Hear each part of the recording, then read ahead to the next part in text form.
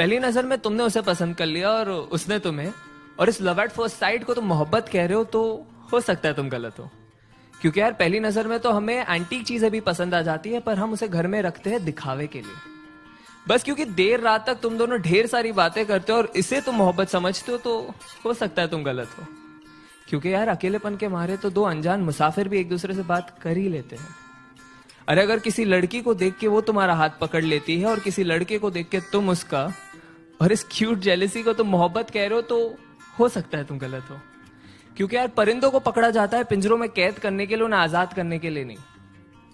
बस क्योंकि अब तुम दोनों एक दूसरे की बातों को समझ पा रहे हो और इसे तुम मोहब्बत कहते हो, तो हो सकता है तुम गलत हो। क्योंकि याद रखो, दो भूखे भिखारी भी एक दूसरे की भूख समझ सकते हैं पर मिटा नहीं सकते। अरे अगर तुम एनिवर्सरी का सेलिब्रेशन हर महीने कर रहे हो और इसे तुम मोहब्बत कहते हो, तो हो सकता है तुम गलत हो। क्योंकि दास्तान इश्क को बयां करने के लिए साल का कोई नंबर नहीं चाहिए होता। अरे बस क्योंकि तुम उसके इंस्टा स्टोरीज का और वो तुम्हारे स्नैप स्टोरीज का हिस्सा बन चुकी है और इसे तुम मोहब्बत कह रहे हो, तो हो सकता है तुम गलत हो। क्योंकि यार मोहब्बत को फिल्टरों के साथ सेव नहीं किया जाता, उसे बस उसी लम्हे में जिया जाता है।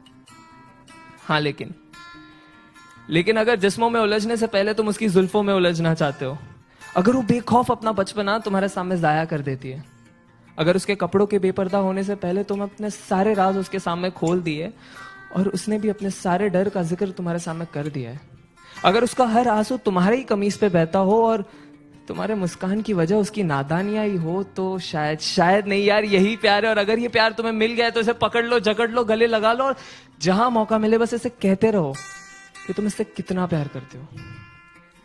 क्योंकि ऐसी मोहब्बत से मुलाकात होने में जिंदगी का एक काफी लंबा अरसा बीत जाता है।